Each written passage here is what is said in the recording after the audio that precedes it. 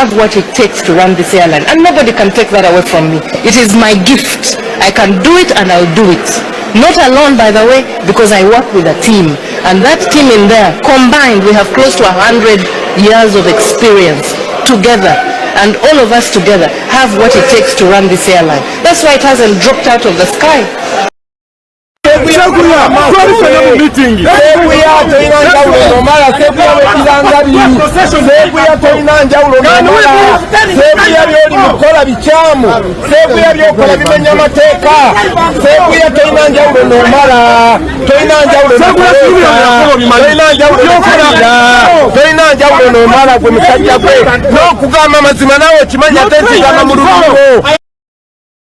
Ebyakakiiko k'ebyokulonda ne Robert Kyagulanyi Ssentamu tebinnagwa.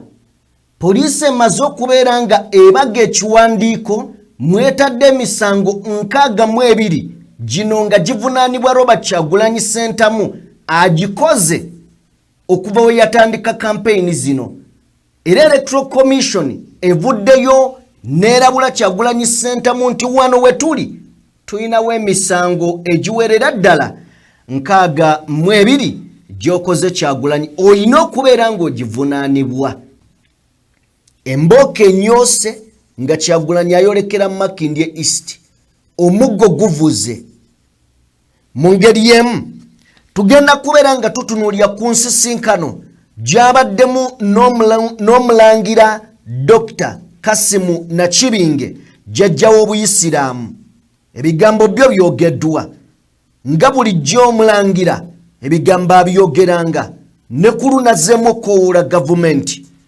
Tugenda kubeera nga tugenda Electoral Commission ekikolwa kiyakoze kiraga nti ebitongole byonna ebya gavumenti mu Uganda babiwamba. Tutuuse kussa ng'Electoral Commission eragira ekitongole eky'ebyenjigiriza ng'egamba mwe bye mwatugamba bifu, naye ng'ono yalina okuba mukama w'ono. Ensonga nnyingi ze ntadde mu mboozi eno z'ogenda okusangamu n'okulaba ng'abalamuzi tebakyasala kusinziira ku kumanya kwabwe na kusoma kwabwe, wabula nga buli ali mu kitongole kya gavumenti yali kaada wa NRM. Oyo yasaze ogwawalukaga naye nga yeesimba nawo ku kaadi ya NRM. Kiki ky'oba osuubira ebitongole ebya gavumenti ebigenda mu maaso byo babiraba?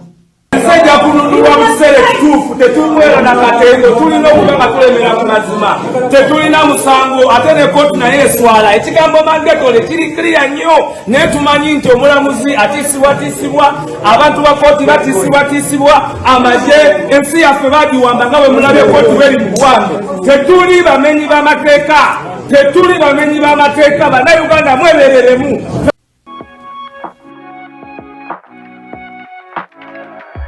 DPTV Uganda, Dawn People Television.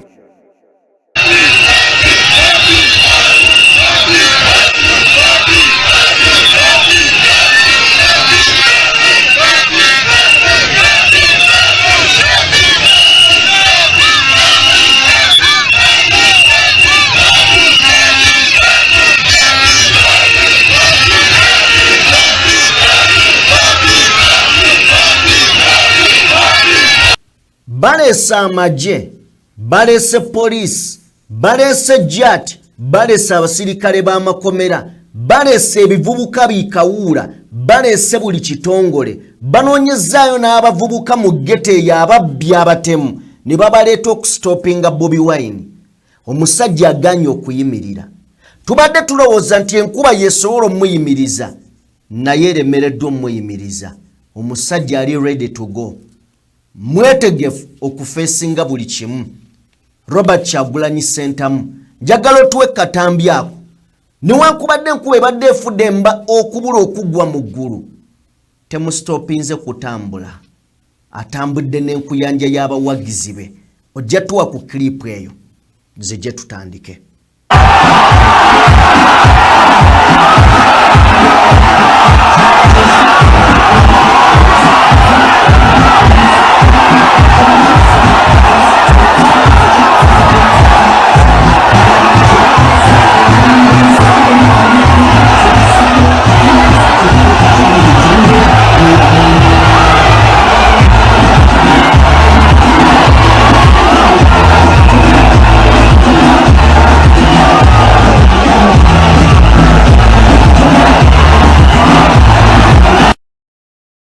nkwanirizaako bassebo ne bannyabo buli omu gy'osinziira okubeera ng'otugoberera abali mu bitundu by'ensi omukutu oli kugwa DPTV Uganda mwebale nnyo mwebalire ddala okubeerayo nga muwatanya vidiyo nja kusaba jimpere like yakatwegattako genda maaso n'okubeera nga osubscribinga tutambula ne Sheikh Ashrafu omusomi era omulombi wa dduwa munoonyeko gwalina ebizibu ebyenjawulo ku namba y'essimu esembya 711 mu ngeri emu tutambula ne baganda baffe abandiga Construction Solutions bano nno nga basangibwa wali Erweza okuliraana Nikan Resort Hotel era nga bano bakugamba oyagala kuzimbira nnyumba eyakabye eya Kalibonde eriko era etemagana ne ku bbeeyi entono be bandiga Construction Solutions oyagala kugiddaabiriza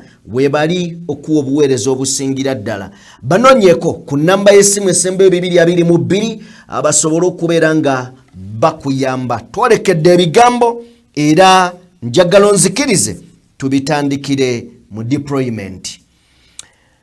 Olunaku olwaleero His Excellence Robert Mitembo Kyagulanyi Ssentamu omukulembeze wa NUP akedde n'azambalira ku mugongo ŋŋanswa bw'atyo ng'ayolekera Makindye East ne Makindye West wabula nga tannaba kubeera ng'atuuka asoose okubeera nga yeekoonako ew'omulangira Kassim Dr. Nakibinge era nga ye jjajja w'Obuyisiraamu wabula wano deployment oyinza okulowooza nti ekitali kya bulijjo amagye poliisi biyiiriddwa mu bungi era wano tulabye nti ne security ebadde ekuuma ew'omulangira basoose ne bagisaako ku hold dwaki kubanga Kyagulanyi ajja njagala otuweko ku clip eyo katono omawo bulijjo babagyewo dda nga bayinza okukkirizaako abantu batono nnyo ab'olubatu muganda wange naye nga oda zo zirabika zakyuseemu dda kuba wano tewakuumibwa magye sikirabangako wano ng'amagye gabeerawo nga ge gakuuma geeti y'omulangira Kasimu Nakibinge ndabako Maama Zahara Bire Kamaala atuuse ndabako muganda waffe Lord Mayor Tubi bali mwezo Nsubuga ndabako omwami Alinganda Mulyanyama bonna batuuse dda mu kitundu kino pulezidenti awerekeddwako pulezidenti awerekeddwako Leader of Opposition Joel Ssenyonyi okulaba ng'ate eyo yembeera ye deployment ebaddewo olwaleero nga omukulembeze atuuka kyokka ate ekibadde Makerere Kavule kyo kibadde kirala ekibadde Makerere Kavule we bukeeredde olwaleero ng'abawanvu n'abampi bayiiriddwawo mu buli kyambalo ky'omanyi abeesibye obukookolo nga ffe tolabako abambalidde amasasi mu bifuba n'emmundu ziri enneno kamala embeera gy'olengeraawo yebadde e Makerere Kavule gituweeko ku kitebe ekya National Unity Platform.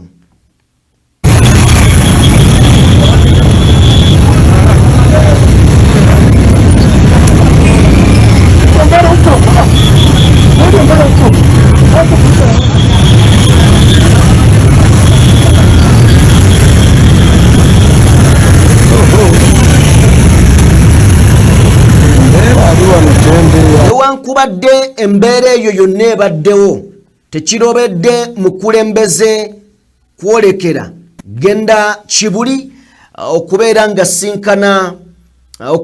sinkana omulangira Kasimu Nakibinge. Kasimu Nakibinge y'omu ku bantu nze bempa ekitiibwa ekitagambika. Buli mbeera enyigiriza Munnayuganda avaayo n'ateekako eddoboozi lye. Omulangira Kasimu Nakibinge kabonero ka ddembe, kabonero ka mukwano ka kwagalana, kabonero ak'emirembe nga tusinziira ku njogera ye y'obukakkamu, enjogera ye ey'emirembe kyokka n'ebigambo byafuluma ne bibeera nga tebikosa gavumenti eri mu buyinza kyokka nga ate bigibuulira n'ekituufu kyeteekeddwa okukola mu kadde akatuufu. Njagala otuwe ku bigambo bya Bobi Wine n'omulangira Kasimu Nakibinge. Era naffe okumuwa obweyamo tulibawulize eri obusiraamu, tulibawulize eri bakulembeze baffe mu nnono, naye okusingira ddala eddoboozi lye eriri moro ti ebikyamu byayogerako naffe tuzomuwa obweyamo titujja byewala. Tumanyi nti tulina obuwagizi era bannayuganda bagenda tulonda, naye ne tuza okusuubiza titujja kuba abakulembeze ab'enjawulo, abakulembeze abaagala ensi yaabwe, abakulembeze abanaafuba okulaba nga bannayuganda bonna beyagalira mu ddembe lyabwe, naddala baganda baffe abasiraamu abadde batulugunyizibwa. Era tukakasa nti jasa okumulabako tuweeredde omukisa, tweyanza nnyo jjajja, tweyanzeege, ebisigadde byaffe tweyanzeege. Assalamu alaikum warahmatullahi wabarakatuh. Assalamu alaikum warahmatullahi wabarakatuh.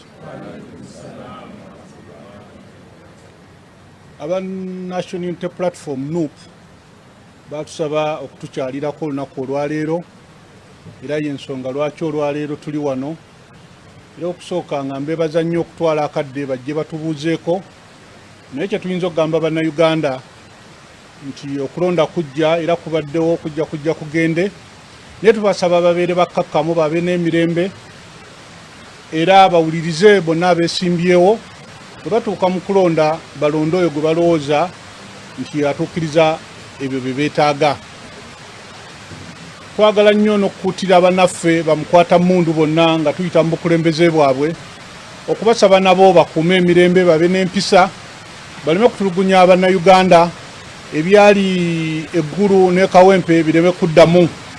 Tulowooza nti okulonda kujja kugende, Uganda yaliwo nga tetunnabaawo era ejja kubeerawo, n'okusaba Electoral Commission nayo ekole butaweera okulaba ng'etegeka okulonda okw'amazima era okw'emirembe.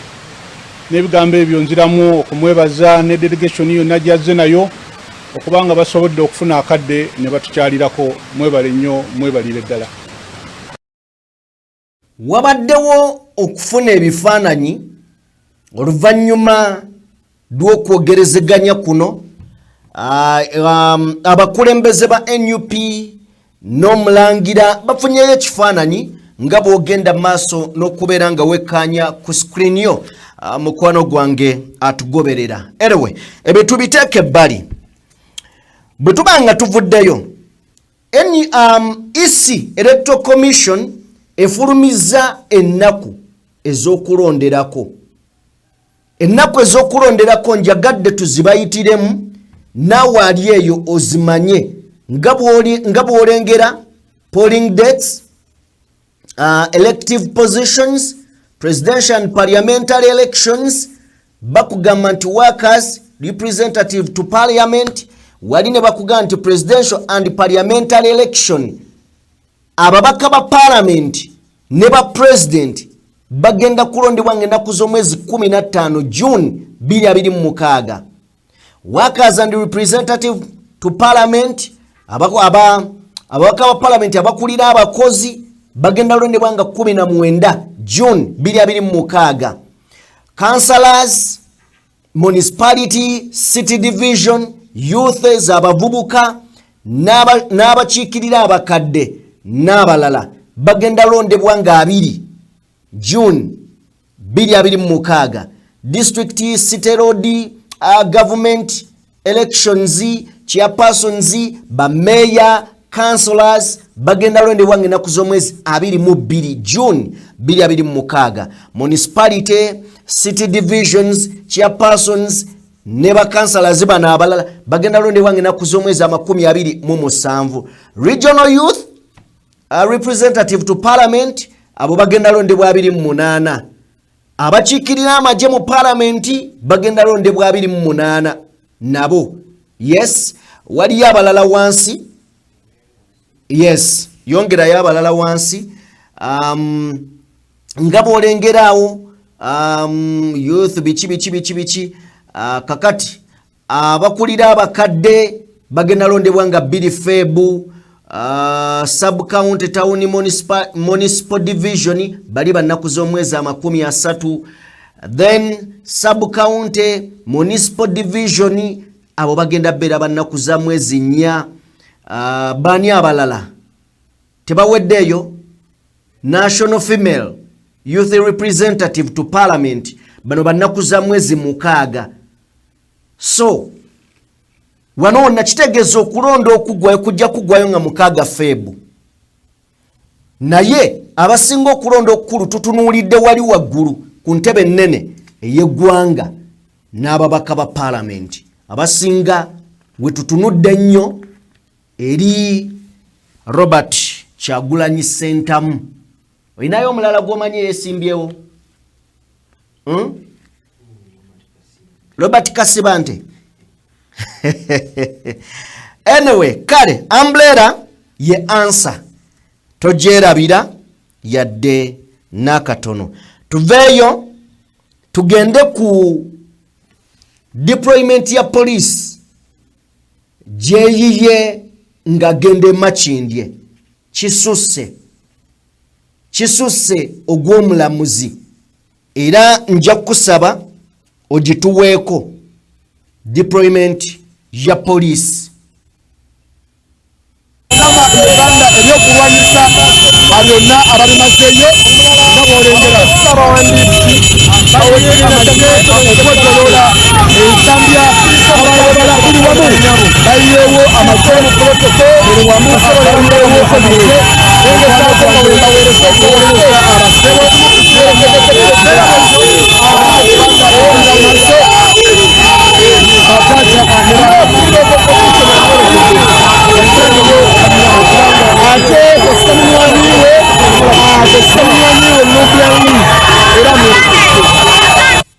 Police tekomye kubeera nga deployinze esumuludde n'omuggo era ku street gunogedde ddala ojja tuwa ku kiboko.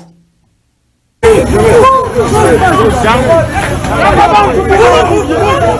watching you. Nobody was calling a flag.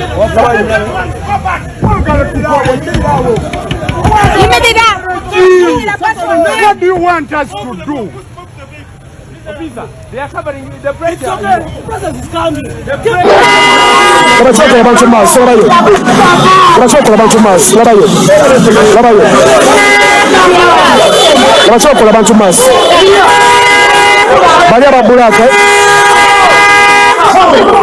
Abasore mukola abantu bali mukuba ababoda bali mukutta abantu bereta misisi ya buli kina kuba abantu bannange niye bannaayi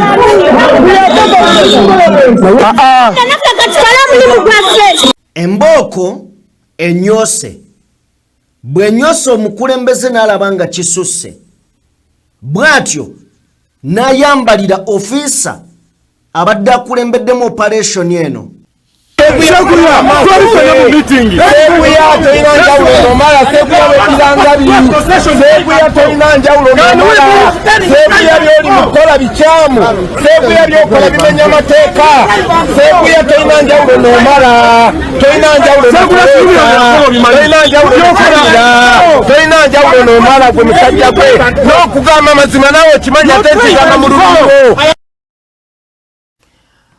Oyo yafande Seguya abadde akulembedde operation. Simanyi oba ffe banafu b'obwongo baffe tutategeera. Wabula kyegenda okuwulira kiyinza okwewuunyisa. Electoral Commission yagudde oba yalambise emisango 62 Robert Kyagulanyi Ssentamu gye yaakazza bukyanga campaign zino zitandika. Era bagamba nti presidential candidate akyasinze violenting amateeka g'ebyokulonda oba amateeka g'akakiiko k'ebyokulonda. Electoral Commission emulabudde mu kiwandiiko kye bawandiise ne bakikwanga ne poliisi. Tebakomyawo n'omukulu ne bamusindikira kopi nga bamutegeeza nti yeddeko. Bagamba nti asusse okumenya amateeka ag'akakiiko k'ebyokulonda. Naye gwe agoberedde kampeyini zino nga bwe zizze zitambula. Nga ddi Kyagulanyi we yamenya etteeka gy'ogamba nti lino? Njagala otuwe katambyako ezimu ku nsonga ze bamuwa: okuba kampeyini ng'obudde bugenze, okuba abasirikale, okulwanagana n'ab'ebyokwerinda, ze zimu ku nsonga ezirambikiddwa. Njagala osooka otuwe katambyako then tujje. Ekulemberwa mwami Simon Byabakama. Isi ekulemberwa mwami Simon Byabakama ekawangamudde egambye nti kasookeddenga kampeni z'obukulembeze bw'eggwanga zitandika zino kasita baatandika okukawenja kandidate akyasinze okuzza emisango ye Kyagulanyi. Isi ewandiikidde Kyagulanyi ng'emugamba nti bw'akazza emisango 62. Emisango gy'ebyokulonda electoral offences Kyagulanyi yakamenya amateeka g'ebyokulonda emirundi 62. Bamuwandiikidde ne bamutegeeza era ne bamwawutulayiningira wajjazza amenya amateeka omuli nti okuyungula bannakibiina kye bakuba abasirikale, omuli okukozesa olulimi olu-inciting violence, omuli okuba kampeyini ng'obudde buweddeyo n'ebirala. Era ne bamukootingira n'amateeka nti gabadde agenda mu maaso n'okega nti amenya, ne bamugamba nti lino wamenya tteeka bwe riti ne bwe riti ne bwe riti. Kyagulanyi isi eya mwami Byabakama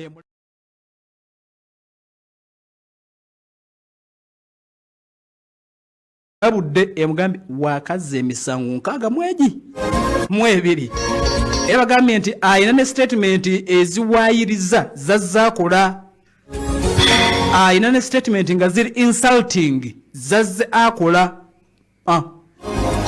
Kakati Kyagulanyi tannabakulabika nti abaddamu ne tutegedde nti bamaze okumuwandiikira nga bamulabula nga bamugamba nti bakuŋŋaanyiza emisango 62. Poliisi yebadde egenda maaso nti ekula lipooti n'esindikirako akakiiko ak'ebyokulonda nako ne keetegereza bagenze okukizuula nga Kyagulanyi oyo gwe mulaba kandidate w'ekibiina ekya NUP ayina emisango 62. Kasookedde nga atandika okuba kampeyini emisango 62. Mulimu n'okuba abasirikale banokoddeyo ekyabwagizi b'ekibiina ekya NUP be bayise baggunuzi nti balina omusirikale gwe baakuba mu kitundu eky'emayuge gwe bayita Kopolo Lukanga. Kaakati n'emisango emirala ne mbagambye nti emisango 62 bamulabudde. Ebbaluwa gye paati gyendabyeko bamugambye you are reminded. Kyagulanyi ojjukizibwa that the commission has had meetings with official agents. Tubadde nga tuwasisinkana omuli n'ababo. Poliisi tukusaba ogondera amateeka.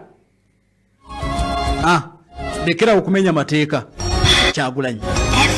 Tulinze kulaba Kyagulanyi agenda kuddamu ki naye nga bamugambye emisango 62 gy'olina. Kasookedde nga kampeni zitandika. Akati ekibiina ekya NUP kikyagenda maaso n'okuleka nti kyemagaza tekibitegeera. Abadde kandidate waakyo mu kitundu kino ekya Busiro East Constituency Matiya Walukaga confirmed over yaggiddwa mu lwesa akakiiko ak'ebyokulonda ke kasooka okumuwanduukulula.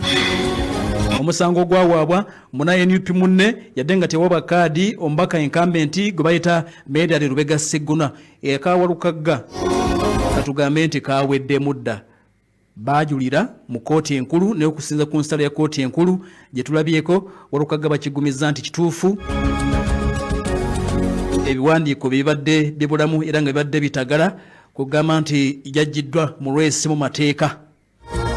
Walukaga mu lwesi bamuggyemu mu mateeka era tagiriimu lwesi tagiriimu kiri confirmed. Bagambye an expired certificate at the time of nomination cannot lead to a legitimate nomination. Akakiiko ak'ebyokulonda wano nti ke kaakola ensobiibwa si bwe bagambye nti naye certificate gye yabawa ey'amachuwa entry yali expired n'olwekyo nga talina kubeera nominated. Kaakati kooti ekakasizza okusalawo kw'akakiiko ak'ebyokulonda Walukaga unless taliemu era tagenda kubeeramu kyawedde dda side awe kibiina kya NUP wetujjidde ku mpunga tekinafulumya statement yonna ku nsonga eno nenga ekyawolukagga kyawedde dda side awe ekyo kye bayita eggwanga lye tulimu Kyagulanyi emisango 62 Walukaga yawanduukuluddwa akakiiko k'ebyokulonda ne kooti nga bagamba certificate ekyo kyokka nti yali expired. Ekyo kyokka nti yali expired kye kyaggisizaamu Walukaga. Naye yo yennyini bw'ogisoma ennyonnyola dirwe expiringa era dirweta expiringa. Of course tugenda beera nga tubitunuulira.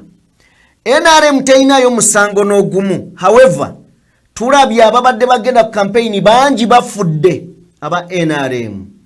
Ne NUP ekoze emisango kamaala, emisango GT. Kakati NUP mukola procession, NRM bali Masaka. Kino kye kiri e Masaka. Era amakubo bano bote bakoze procession. Tebaagala tukulaze mu katambi ka Bobi Wine wali eri nga ababoda boda bali mu bakuba, nga ababoda boda bali mu bakolako buli kya busiru. Bano baabano bali mu kutambula balya butaala tewali abagambako. Tuweko katambi kaabwe katono nnyo.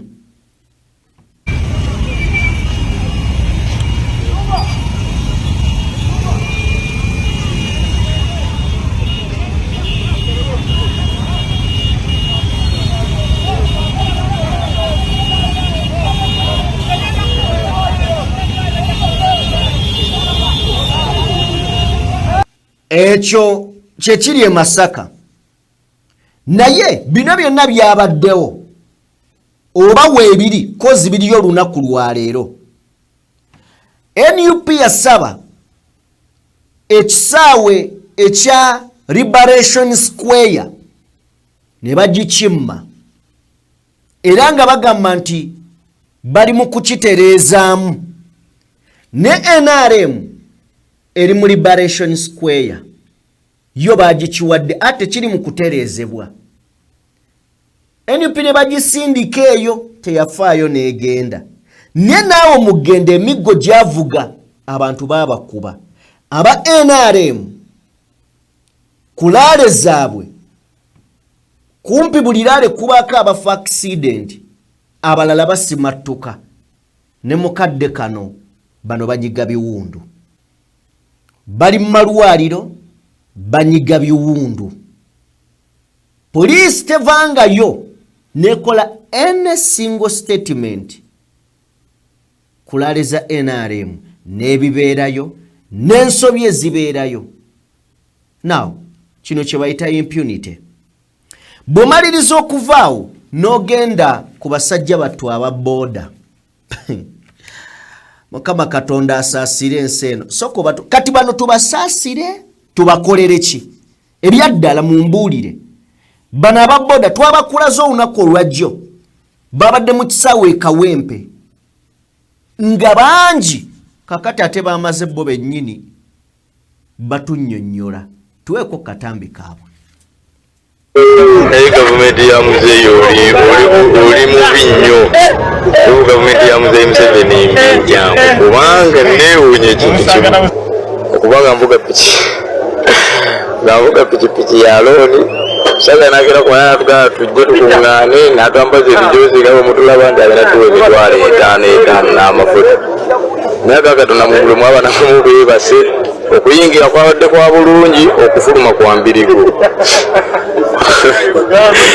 Oyingira tokkirizibwa kufuluma, abasajja beebase tewali yadde 10 bagambe batulimbye batulimba naye nakaffe gwatusinze musajja yatugamba tusigaleko kyetunonye ssente kati zino tusiranye batuyingiza watu mukisawe batuyingiza tukyokati ekyetaano obutuuze batugambye mudibasa tukyokati ekyetaano tulina kolaki tulina kuteeka simanyi ku ssimu batuyita baana webale nyo kyokanze sina na layini kuba ne layini blocking obaoteekirateeka ku ssimu bateekako sente zize ngo ozimpa kashi ze kuteekawenye ku mmandi tugenda mulala ya bo kyokka nga nekisinza okunuma kwe kubanga batulese oyingira naye tokkirizibwa kufuluma mu bufunze tuli bawambi ono yeebase bonna abasinga beebase ebintu byatusobedde dda sente bazitumye obudde budde bagigadde olunaamala nga batugamba nti tufulume andi olwo tumaze okulonda era mutufu batusize tuli basere kati okulonda tuyaga tulonze naye wa ebyo mulimba kati bano tubasaasire tubakolere ki? Anyway, nonyayo ekigambo ekitawemula okitugambe ku bavuzi ba bodaboda bano babasuubiza ensawo bagituusizza nti 5,000 omuntu ajja kusimbula ng'omutima mumyufu gwa Kyagulanyi niye agenda ano n'etaano ku NRM. Anyway, eyo tuveeyo tubiteeke ebbali. Kaka twolekedde system za gavumenti, twolekedde ebitongole bya gavumenti, tugenda kwoleka obuvundu bwabyo n'okuwunya kwabyo. Njagala tutandike n'akulira Uganda Airline owulire ebigambo byayogera kitutwale ku bye tuddako tuwe bamutuuraki. Have what it takes to run this airline, and nobody can take that away from me. It is my gift. I can do it and I'll do it. Not alone, by the way, because I work with a team, and that team in there combined, we have close to 100 years of experience together, and all of us together have what it takes to run this airline. That's why it hasn't dropped out of the sky. Omukazi yakugamba awona bye mu mulyango yali afuluma akakiiko ka Kosase nga Joel Ssenyonyi ava mukunya n'asaba amazzi. Agamba nti nina buli ekyetaagisa okusigaza okutwala omulimu guno. N'agamba era tewali muntu yenna asobola gunzijjako. Kino kirabo kyange. Kino kirabo kyange kye bampa. Ekyo kitongole kiramba ekya airline. Uganda Airline. Agamba kino kirabo kyange bakimpa. Tewali asobola kintwalako. Yagamba nti yagenda okutwala empapula yasanga omulimu bagumuwadda. Kakati tutandise. Biki ebiri mu Uganda Airline byonna tubikulaze wiiki ewedde. Emivuyo Gasiya Kazambi aliyo.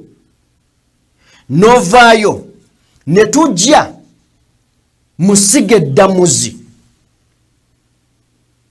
we tutandise. Tutandise n'eyasaze omusango gwa Walukagga. Eyasaze omusango gwa Mathias Walukagga okubeera nga agibwa mu reesi si mulala ye mulamuzi ye mulamuzi amanyiddwa nga Simon Peter. Simon Peter ni musajja mukulu. Simon Peter Kinobe. Simon Peter Kinobe. Tusooke tutegeere yaani. Simon Peter Kinobe yono eyaliko kaada wa NRM. Ojja tuwa ekifaananyi. Yoye yaliko kaada wa NRM. N'atawangula mu kalulu akaggwa 2021. Simon Peter yono eyakola statement gye buvuddeko ku ggwanga erya Kenya oba ku bannakenya abaawambibwa. Oyo ye yavaayo n'aga nti eggwanga tetubalina.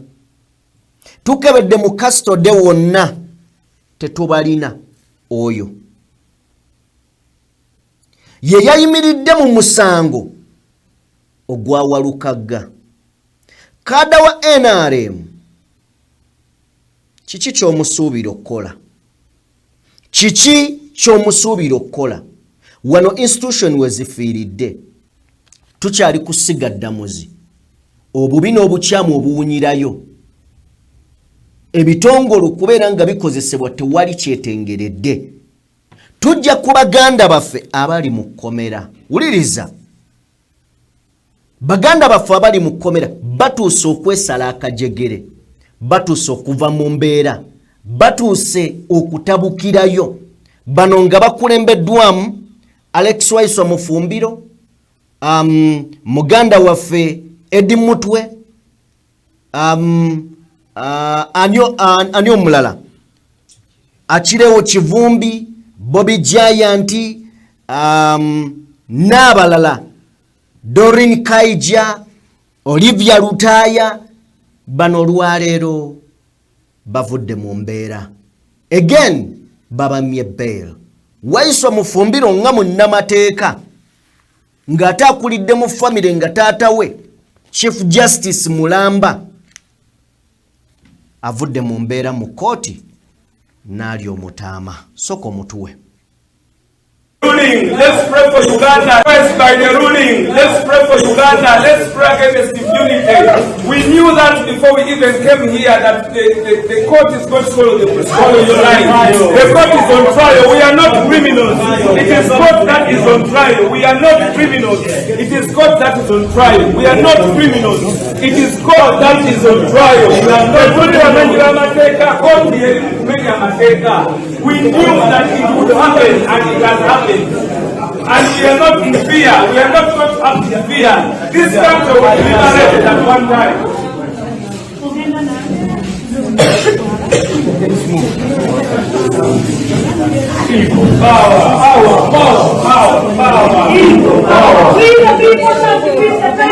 Ensajja kununulwa busere kituufu tetumwera na katengo tulina okubanga tulemera ku mazima tetulina musango ate ne kooti naye eswala ekigambo mandetole kiri kiriya nnyo naye tumanyi nti omulamuzi atiisibwatiisibwa abantu ba kooti batiisibwatiisibwa amagye ensi yaffe bagiwamba nga bwe mulabe kooti beri mu buwange tetuli bamenyi b'amateeka tetuli bamenyi b'amateeka bannayuganda mwebereremu tetuli bamenyi b'amateeka. We are strong for what we are fighting for. We have conquered the fear. We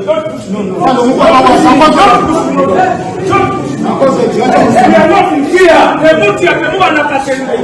Temuwa na katengo.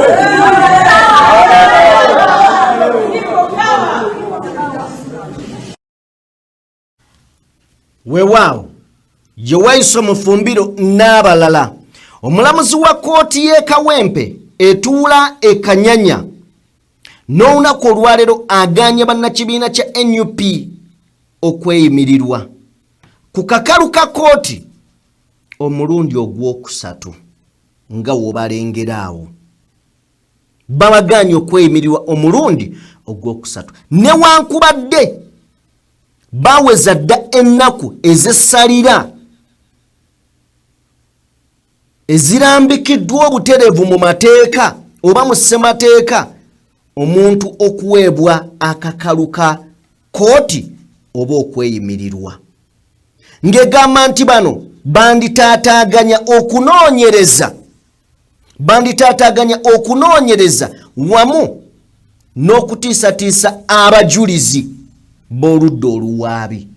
Ekyo kikootinga ennyo nti bano banditaataaganya okunoonyereza n'okutiisatiisa abajulizi ab'oludda oluwaabi.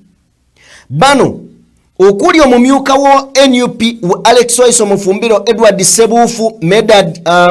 Sebuufu, Sauda Madada, Olivia Lutaya n'abalala omulamuzi alagidde baddizibweyo mu kkomera Luzira okutuusa ng'ennaku z'omwezi 7 January 2026.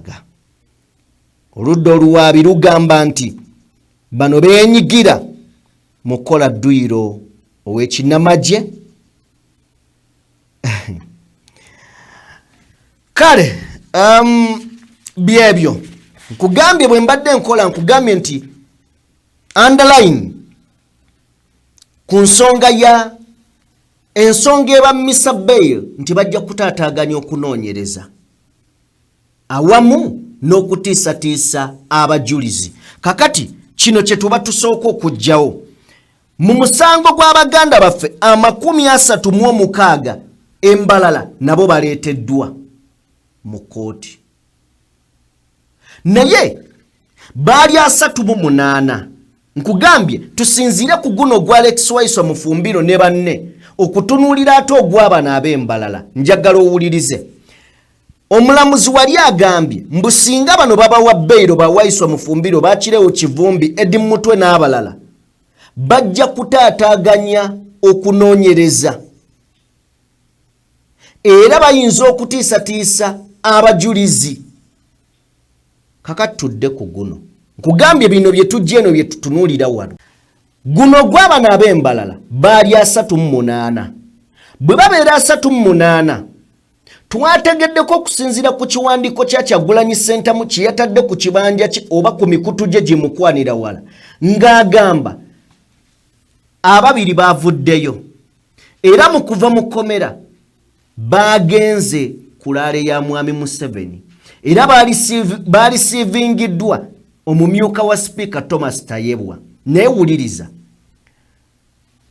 omulundi ogwasembayo okujja mu kkooti omusirikale yagamba nti bano tebasaanidde kufuluma, tebasaanidde kweyimirirwa kuweebwa kakalu kubanga bajja kutaataaganya obujulizi era n'agamba nti atiisibwa omusirikale era n'asaba tebaweebwa bail okutuuka ng'okunoonyereza kuwedde n'obujulizi nga bufuniddwa. Okiwulira bwe kigatta ku kyabali ba Waiswa. Kakati enjawulo yiino, ababiri abaateereddwa abaabadde ba kandidenti abeesimbyewo ku bubaka bwa paalamenti e Rwampara baafulumye ekkomera. Baafulumidde kwa kwokkulizo ki? Kooti yatudde luddawa? Ani yabatadde? Kubanga singa babadde bakubata kale bandi baleese olwaleero mu kooti. Nga bano we bazze musango ne guwulirwa ne balimbira awo. Naye tebaabalinze. Bali kasabaga tuwagira NRM. Tugenda kwegana Kyagulanyi ne National Unity Platform. Yawagamwe mufulume ekkomera. Tewali mulamuzi, tewali kooti yatudde, tewali ki. Kitegeeza bano baganda baffe. Gavumenti ebaagaza ekintu kimu mwegaane Kyagulanyi. Era ne bakeera ku makya ne beegaana Kyagulanyi abenkya bakeera bata nga ne kooti tetudde. Ne bano mugwaba akirewo Kivumbi kye baagala. Tebalina musango kye baagala. Awo ebitongole we bituuse. Awo institution zaffe tezikyasavinga munnansi, zisavinga omuntu omu. That is Mwami Museveni, General Muhoozi Kainerugaba, n'abo abakkiririza mu maanyi gabo. Kyova omuntu omu asobola okusiba abantu naye nga byasibira banne yabikola okusukka mirundi 10. N'ogamba oli yakutte YouTuber gundi, oli yakutte YouTuber gundi nti amwogerako ebyensimattu, naye nga bw'otandika okuzannya obutambi bwe mu ggwanga tewali gwatavumangako. Lwaki yetakwatibwa? Kubanga supportinga government. Amateeka muzibe. Ng'oli alina fayiro nga 4 ku poliisi naye nga zonna baazibikkako awagira President Museveni ne bateeka eyo. Najja n'awaaba ne bakwata omulala. Kakati baganda baffe abo ab'embalala nabo baleeteddwa, kyannaku nabo baddiziddwayo. Ebyo nabyo biteeke ebbali. Kati ate ye Jamshid naye aleeteddwa mu kooti eya Abimu eyo. Musajja atu naye ali eyo. Tetunaba kumanya kikigenze mu maaso. Tulinda bulinzi tumanye binaaba bivudde eyo. Bino byonna bigenda mu maaso. Nkulaze omulamuzi Simon Peter nga yavaayo ne yeegaana Bannakenya nti tebaliiwo mu ggwanga, banoonyeza buli wamu tebaliiwo. kakati tulina munna Uganda tuve ku banna Kenya newankubadde ate nga amazo byegana mwami Museveni yavayo naga tubadde twabaterekako mu firiji kitegeeza ono omulamuzi akyasobola okuba n'omusango n'ogwesiga kye kiri General Megadi kyayogeddeko ekya integrity kiweddewo.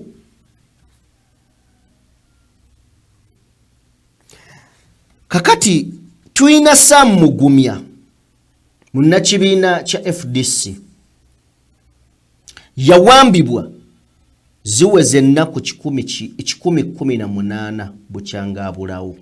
Ennaku 118 lyebbanga ki?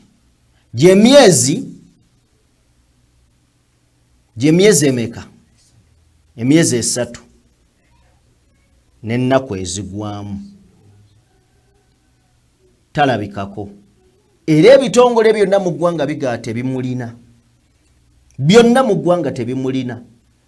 Jeno Kayindo Tafiire yavaayo n'abuuza omuntu abula atya mu ggwanga nejjukira kati gwe tulina okubuuza ebibuuzo bino kwate ku Sam Mugumya. Naye yali abyogera ku lwa muganda waate naye yawa Uganda my dear. Ai ogiraga munno nga ye atagiraba. Ye Sam Mugumya oyo yabuzibwawo Katonda yekka yamanyi n'abamubuzaawo. Bwe tuvaayo eyo in fact omukulu amanyiddwa nga Felix Kraije yavaayo n'aga nti oyo ayina omuze ogwebuza ayina omuze ogubulaabula yali abuzeeko kale. So nga tukyali mu kooti n'olunaku olwaleero retired Kano Kizza Besigye Warren Kifeefa aleeteddwa ne munne Obed Lutale mu kooti baleeteddwa. Ogwabo sinnaba kumanya ate gwo guyimiridde gutya. Nekyensobola okuwaako veteran opposition politician Kizza Besigye and his co-accused Obed Lutale and Captain Dennis Ora have been brought before the High Court in Kampala, also in attendance. In attendance is presidential candidate Elton Joseph Mabirizi. Abaddewo butereevu nnyo. Mubamu kwaba ababaddewo, of course ababedde ba PFF babaddewo.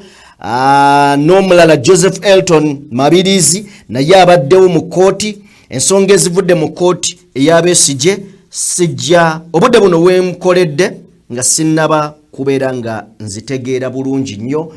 Then tujja kukomawo nazo twongere okubeera nga tuzimu omuunya. Nti bw'otunuulira akulira akakiiko k'ebyokulonda ye kennyini muwagizi wa NRM.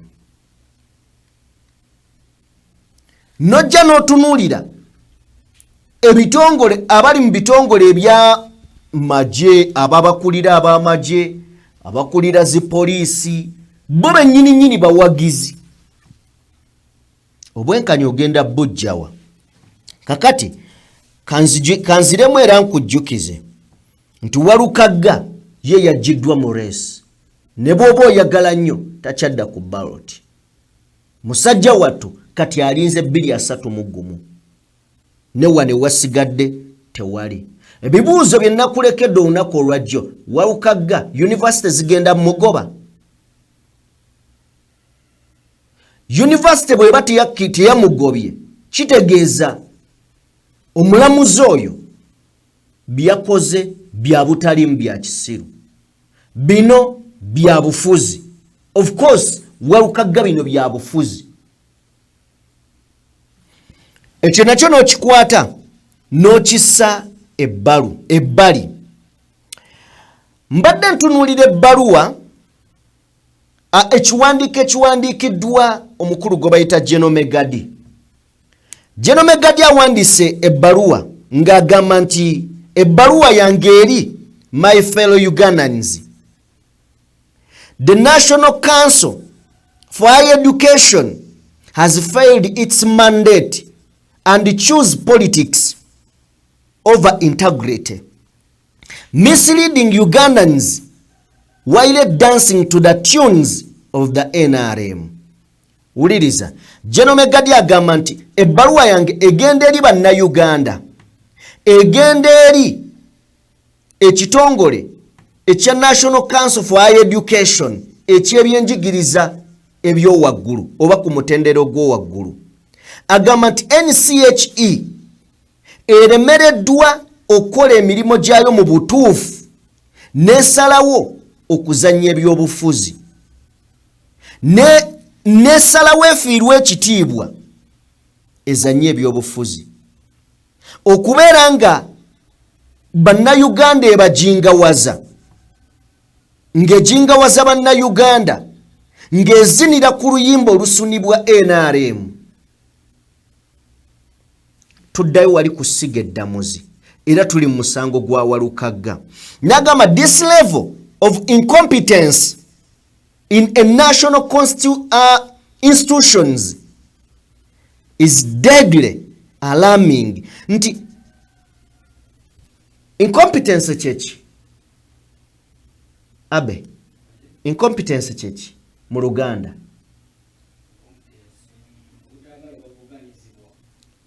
obutagala vuganyizibwa. Incompetence kiringa bona gamba obwa simanyi wenyiza kinyonyo tukirekereyo. Nagamba nti obutali bwetengeredde mu bitongole ebya gavumenti. Incompetence kibanga butali bwetengereze. Right? Yes. Mu bitongole ebyeggwanga kino kya bulabe nnyo. Let it be clear that we are not defending any failure by Honorable Mathias Walukagga to meet the required academic qualifications for parliamentary election. Agamba that issue stands on its own.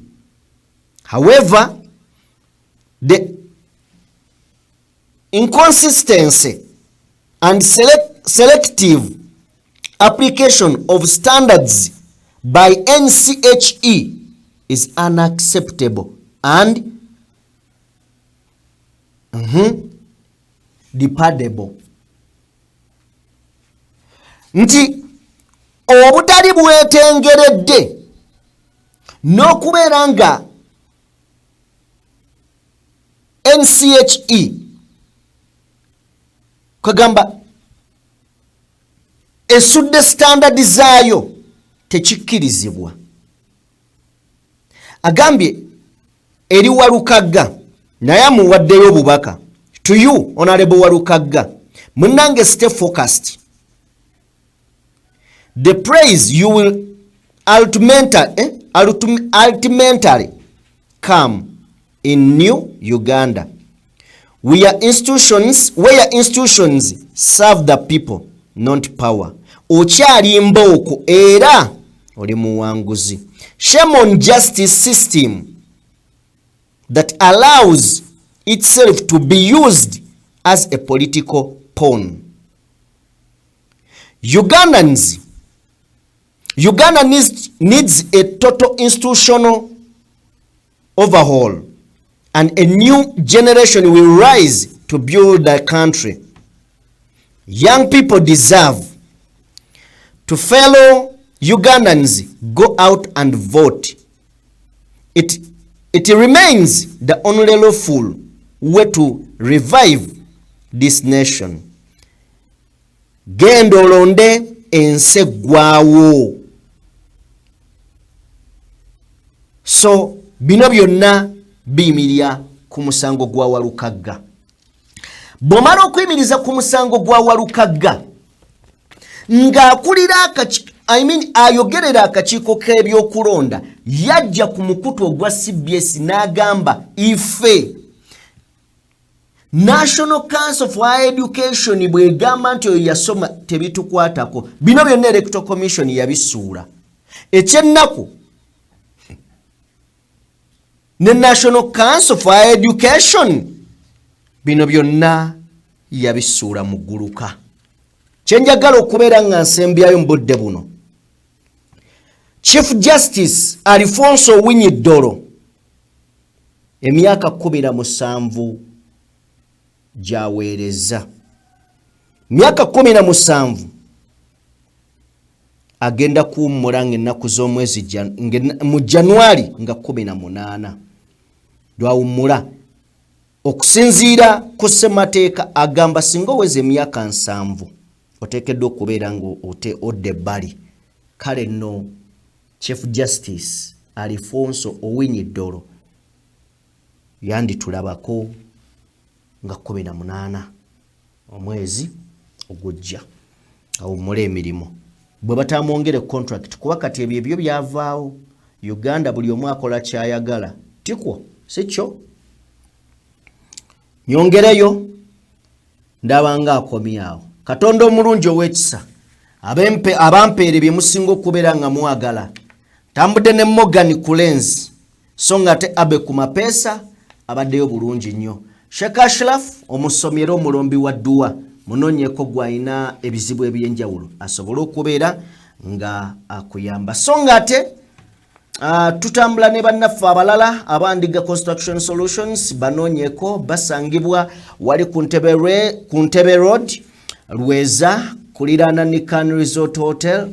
Bazimba amayumba agali ku mulembe n'okuddaabiriza eyo enkadde gy'olaba ng'etasaanidde bo bagikuddiza omuntu n'agiyitako naga yene yabaddewo babazimbye empya.